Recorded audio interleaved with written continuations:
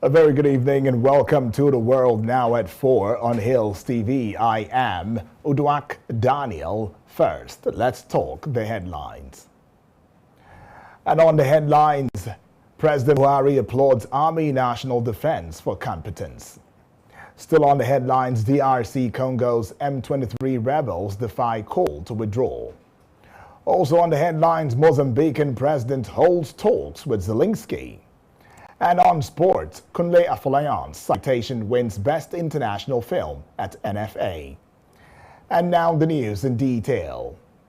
The Commander-in-Chief of the Nigerian Armed Forces, that is the NAF, President Muhammadu Buhari, has commended the Nigerian Army's strategic pivotal role within the revived military in combating insecurity across the nation. President Buhari made the statement at the grand finale of the 2022 Nigerian Army Day celebration. President Buhari said since the inception of the force in 1863, it has transformed into a highly professionalized, disciplined force to be reckoned with both at regional and global levels. The president was represented by the Minister of Defense, Major General Bashir Magashi, while appreciating the services and sacrifices of the heroes past and those still alive. President Buhari thanked officers and soldiers for their unalloyed loyalty to the Constitution of the Federal Republic of Nigeria. And away from that story, the Minister of Defense, Bashir Magashi, on Wednesday reacted to the Kuje prison attack, saying all the 64 members of the Boko Haram terrorists fled the facility. Gunmen had stormed the facility on Tuesday with explosions and gunshots heard from the direction of the correctional center located in Abuja, the nation's capital. Addressing reporters a day after the attack, Magashi said there are strong indications that terrorists invaded the facility to free their members being held in detention. He explained that the federal government is working hard to ensure that other fleeing inmates were being recaptured and kept back in the facility. Away from that, still on the story, noting as well, Magashi went on to saying that the situation is under control. He also made it clear that correctional center could accommodate 994 prison inmates. Of the figure, the defense minister said the government has been able to track down 600 inmates who have been recaptured. He stated further that before the end of the day, many more inmates still hiding would be rearrested and sent back to the facility. Meanwhile, schools in Kuje have been advised to close to prevent mass kidnapping. Also in the news, let's have you know that one Nigerian Security and Civil Defense Corps personnel and 4 inmates have been confirmed dead during the attack on the Kuje Custodial Center. Boko Haram terrorists had attacked the center and freed inmates, including 64 of their members held in the custody in the attack lasting for hours on Tuesday night. A statement on Wednesday by the service spokesperson Umar Abubakar said the terrorists used explosives on the center's fence and its main entrance to gain access to the facility. He also added that a total of 16 inmates and 3 custodial officers were injured during the attack. Umar, however, said 879 inmates escaped from the facility, while 443 had been recaptured. 551 are still at large. He said the service would collaborate with the National Identity Management Commission, that is the NIMC, to tracking all fleeing inmates. Umaru added that a total of 879 inmates escaped from the facility during the unfortunate attack. As at the time of this report, 443 have been recaptured, 551 inmates are currently in custody, 443 inmates are still at large. 4 inmates dead and 16 inmates sustained various degrees of injuries and are being treated at the moment. However, efforts are ongoing to recapture all fleeing inmates. He also went further to disclosing the fact that dismissed claims that the DCP Abba Kyari escaped from the center during the attack, adding that the DCP Abba Kyari and other VIPs held in the facility did not escape. They are presently in custody, hale and hearty. Following the attacks by gunmen suspected to be Boko Haram members at Kuje Correctional Center, which led to the escape of over 600 inmates, Tuesday night, there is tight security in and around the correctional center in Jos, the Plateau State capital, on Wednesday.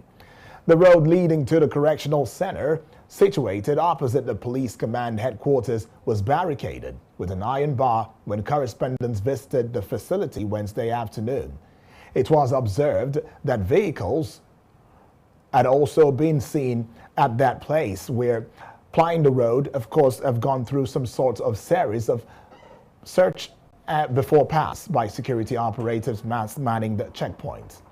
Some armed operatives from the Department of State Security Service, that is the DSS, and other security agents were seen patrolling the premises of the prison, whose roofs were yet to be replaced after they were removed some months ago for repairs. Efforts to get across to the spokesman for the Plateau State Command of the Nigeria Correctional Center and Service was unsuccessful.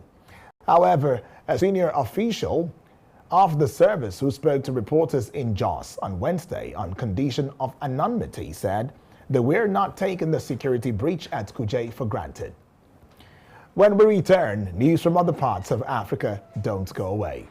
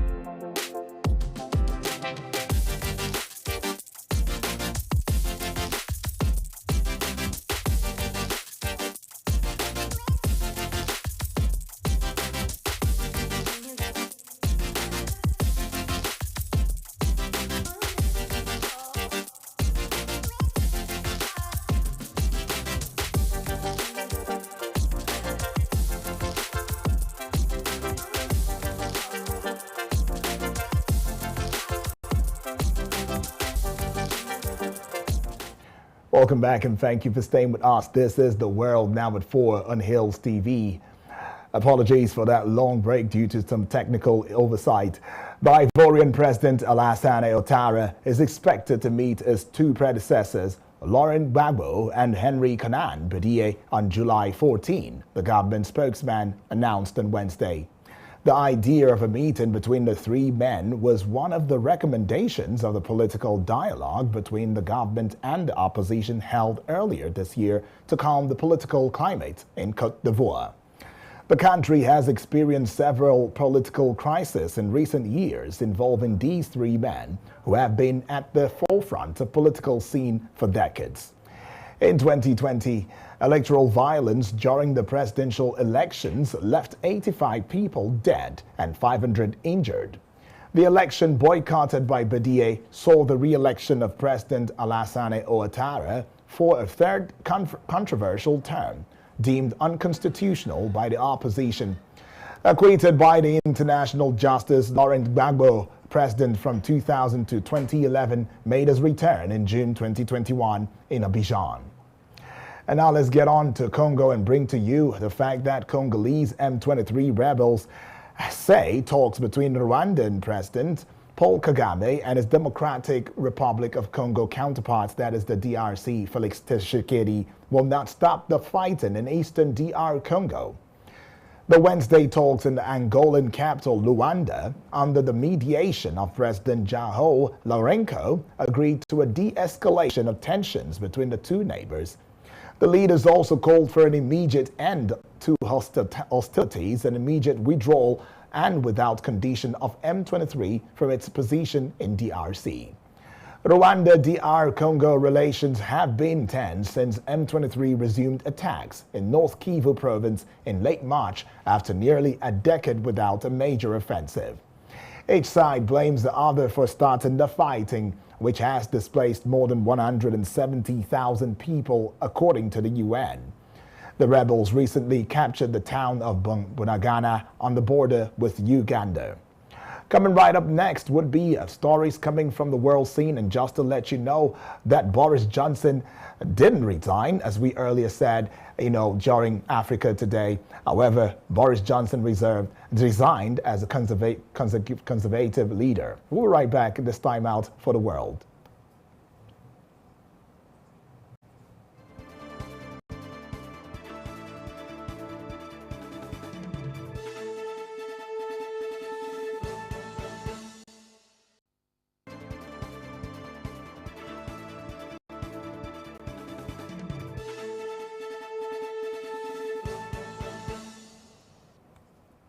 Welcome back and thank you for staying with us. Always a delight to know that you are there.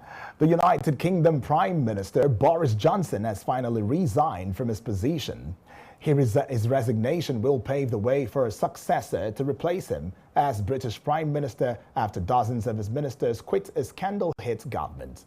Following his resignation, British Foreign Secretary Liz Truss called for calmness and unity. Thursday, after Johnson quit as Conservative Party leader following a series of scandals and an exodus of FINA cabinet ministers. In a speech, Johnson said his resignation was clearly now the will of the parliamentary party, adding that the move will pave way for a new prime minister to replace him.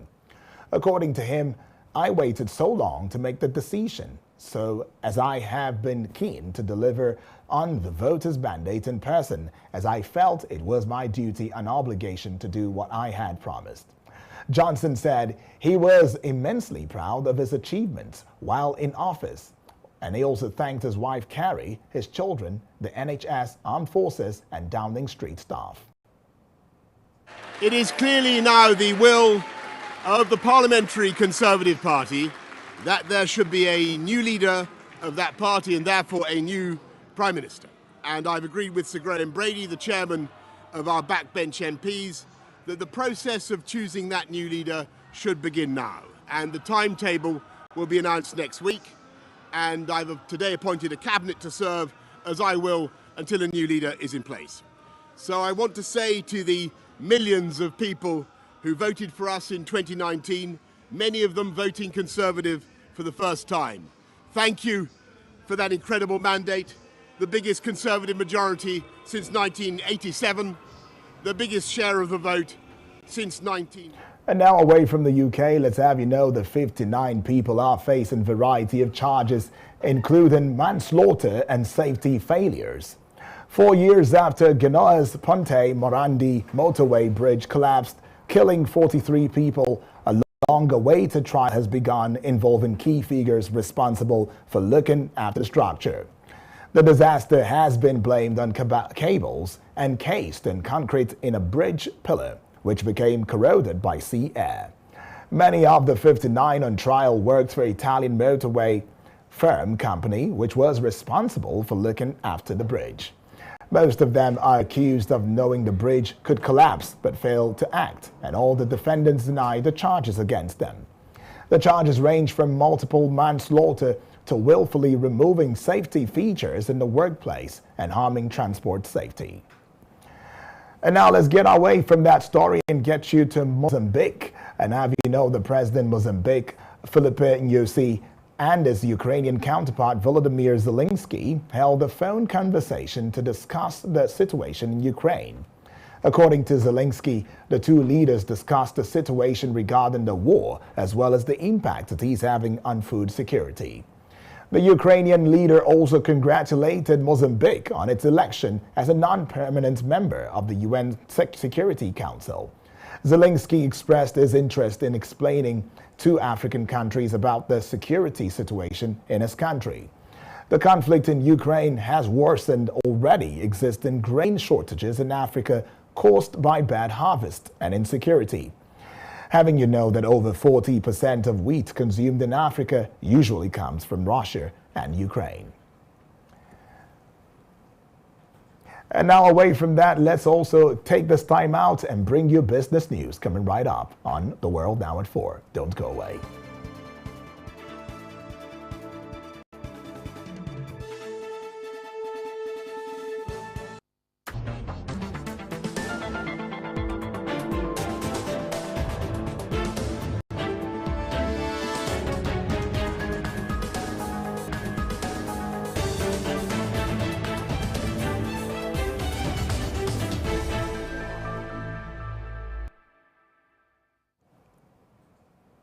Welcome back. Glad to have you back and thank you for your stay.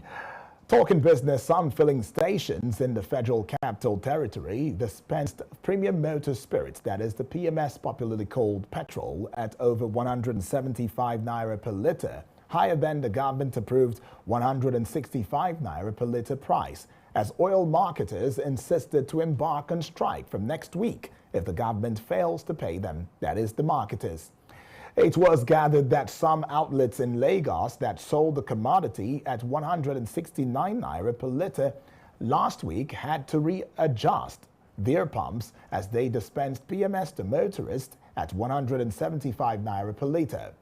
Also, queues by motorists at filling stations, which had persisted in Abuja and its environs since February this year, gradually resurfaced in parts of Lagos. It was observed that many filling stations, particularly those belonging to members of the Independent Petroleum Marketers Association of Nigeria, that is IPMAN, were shut due to a lack of products to sell to customers. Amidst these concerns, oil marketers stated that their proposed strike would go ahead next week if the government fails to substantially clear the breaching claims for transportation of petrol being owned by marketers.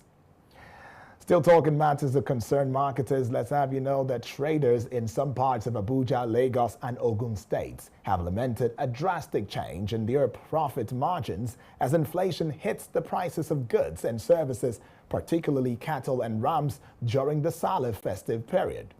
They attributed the hike in prices of rams to the sudden increase in cost of transporting the livestock down from the northern part of the country to the south. And as excitement over Eid al-Kabir celebrations filled the atmosphere, as our correspondents have observed different markets within Lagos and Ogun states, ram sellers noted the increment in prices of diesel in the past few months as the chief cause of the reduced patronage.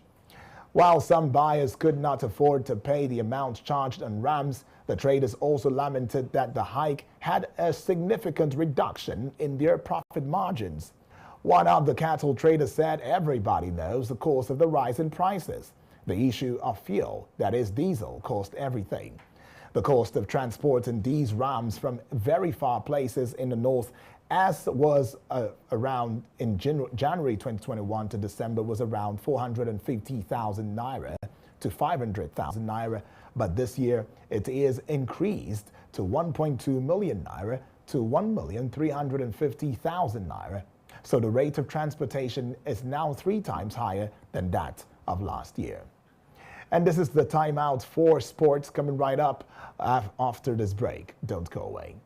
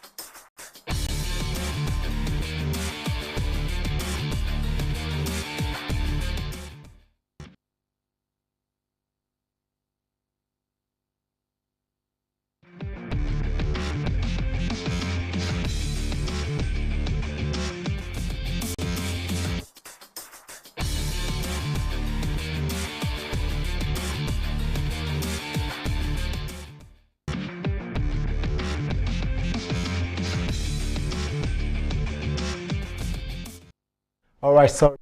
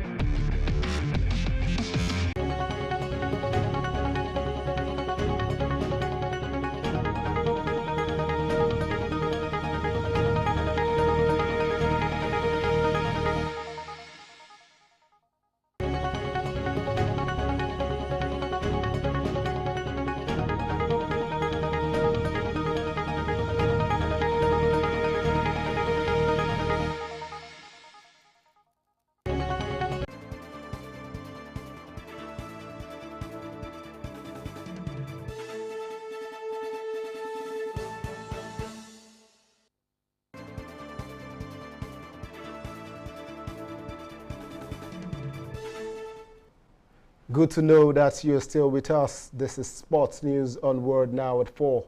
I am Daniel Obasi. I started off with Commonwealth Games where silver medalist Quadri Arena and the 2022 ITTF African Cup vice champion Fatima Bello topped the list of the 8-man team listed by the Nigerian Table Tennis Federation, that is the NTTF, for this month Birmingham 2022 Commonwealth Games. Newsmen learned that the list of the table tennis contingent has been finalized, while the players are expected to resume camping in Lagos for the multiple-purpose fiesta taking place from July 26th to August 8th in the United Kingdom.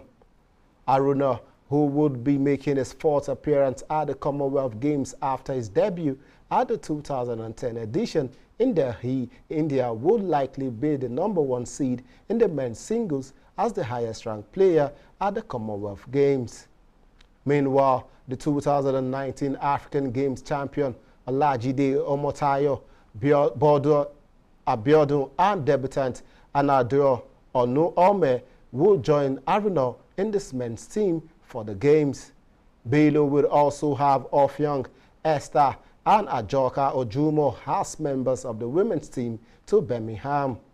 The team would be handed by Nasiru Bello and Dotun, as the Nigerian is expected to be among the contenders in the men's event at the Commonwealth Games. Having won the medals in previous games in Delhi in 2010, since table tennis became a medal event at Manchester City in 2002. And over now to the Women's African Cup of Nations, where ahead of Thursday's Group C clash against Botswana, former Super Falcon stars have warned that the 9-time winners must change their tactics and approach if they are to return to winning ways. The defending champion on Monday lost 2-1 to the Bayana at the Prince Hela Moula El Hassan Stadium in Rabat, Morocco. And that's sports news on World Now at 4. Back to Udwak Daniel for the rest of the news.